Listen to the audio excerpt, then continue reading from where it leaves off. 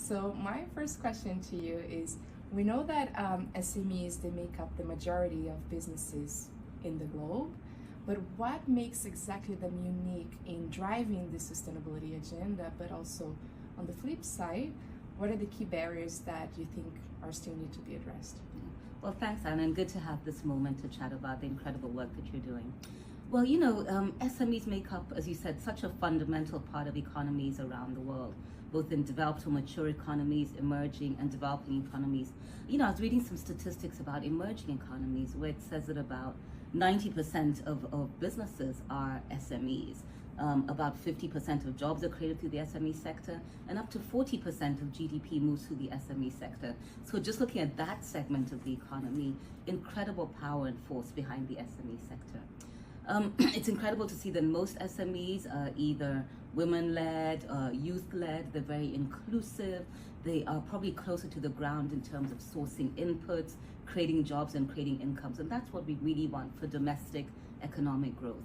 But at the same time, you have mentioned that there are challenges, and oftentimes, and speaking to even some of our participants at the Global Compact, they talk about challenges around market access, challenges around accessing finance, challenges around perhaps the need for more efficient use of technology, and also just simply challenges around supply chain sustainability and resilience. And I think that's some of the work that you're doing. Globally, I think we all felt this during the pandemic when, supply chains that we thought were stable and resilient were fractured. And it's taken so much time and effort to rebuild those. So it's great that we now have a specific program and focus that looks at supply chain resiliency and the role of SMEs. Thank you. And my next question is basically on everyone's lips. It's about digital technology. We are seeing digital technology transforming the business landscape at such fast pace. But what are the risks and opportunities that you're seeing for SMEs in this digital transformation? Yeah. Well, my first question around technology is always, are you the producer or the active user of technology, or are you the subject or the consumer? Yeah. And most applications, I think, in business right now apply perhaps to larger businesses where they're able to use tech and AI to analyze what's happening in their supply chain, look at operational efficiencies, resource efficiencies, etc. But as we are hearing a lot more from large national companies and indeed SMEs that there are opportunities to use technology better around things such as resource efficiency, operational efficiency, managing transport and fleet, obviously, and looking at how you allocate your resources, your people, your financing, and your budget. So huge opportunities. I think the question is, and with open source technology, it's easy, it's accessible, and it's affordable. But whether or not SMEs able to access, top range or more innovative technology, a lot is being talked about AI and its analytical and predictable abilities. So, for a large multinational, are they using their tech and AI to advance simply corporate operations, or how can this be applied more actively and proactively for the SME? So, a bit of balancing to be done, I think. But I think the key issue would be access, affordability, and applicability as well. Yeah, thank you. And my next question is on supply chain. When we think about supply chain, we think about processes. We're thinking about production capacity, delivering products to consumers. But why is tackling supply chain sustainability such important and cross-cutting issue? And how does it connect to climate action, human rights, economic resilience, and many other topics that we work here also at the Global Compact?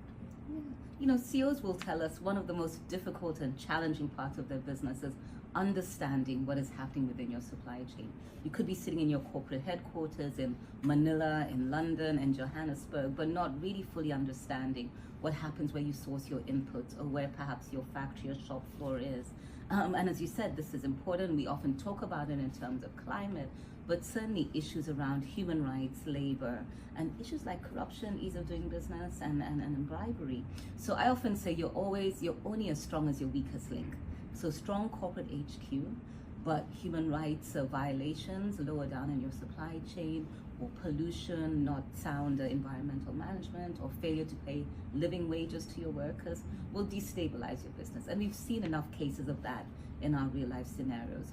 But I go back to my first point, is probably one of the most difficult areas for CEOs to be able to challenge and assure that they are really fulfilling best practices around the supply chain. But it's important for a number of reasons. One, it's important to comply with local legislation, be it around labor laws, salaries and payments, etc.